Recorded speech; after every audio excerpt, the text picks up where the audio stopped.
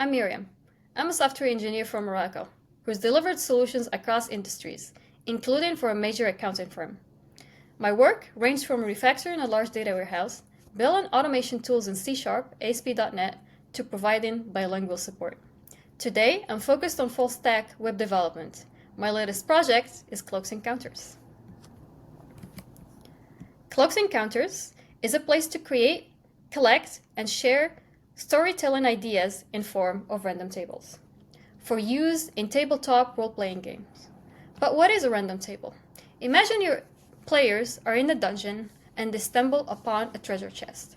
What would be in that treasure chest? I have here as an example a table of 6 entries. I roll a die 6 because of the 6 entries. I get a 4 and then go to the 4th row, which is boots, and that is what my players will get. This application is made for my community of Dungeons and Dragons players and other games like that. My goal was to consolidate decades of scattered community work into one place. This is the main page of Cloaked Encounters. You can see here that it has 3 main elements.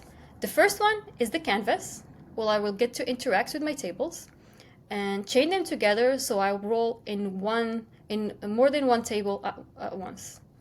The viewer is where I see my results and save them. And the last element is where I have all my collections. Let's start by the Tables tab. You can see here that I already have many tables: personality, details, weapons, etc. If you want to see a sample of one of them, you just click on the die type and it shows you in the viewer what's in it. You can see here that personality is selected in blue. That means it's shared with other people.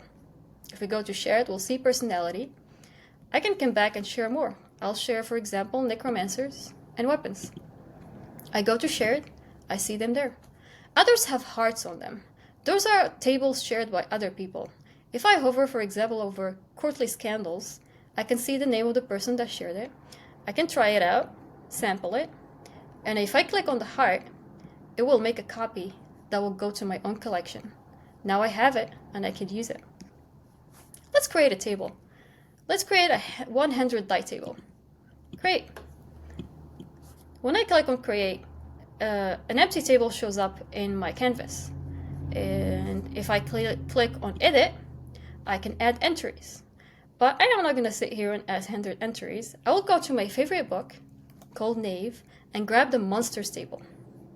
I'll copy the elements, copy, go back to my app, click on the paste button, paste it. Now I'll give my table a name, monsters. I'll save it. Now I have 100 monsters in a table. If I hit 1 die 100 to roll, I can get samples out of it. Let's take a look at chains. I have an example here to show you, which is an NPC creator, non-player creator, character creator. I will drag it to my canvas so we take a look at it. It will unfold into a series of tables connected with each other. A character has a name, a career, details, etc. I can roll it by hit and run chain, and I will see the result. It's Ogden, he's a lawyer, his detail is slender, flirty, and those are his stats. I can see that his dexterity is very high. If I don't like any of those, I can click on them and re-roll them.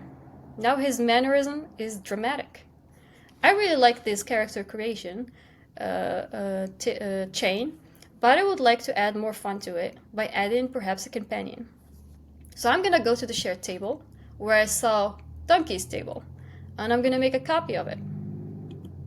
Now I'll go back to my tables, which is my own collection. I see the new tables that I just copied. I'll drag it to the canvas. I'll connect it to my last table, and then I will update my chain. And now I have an NPC with his companion. I'll learn the chain. I'll get Bouchard. He's a pit fighter, and he has a donkey that always tries to eat whatever it's carrying. I like it. So I'm gonna save it as a seed with the name of the character, Bouchard, and save it.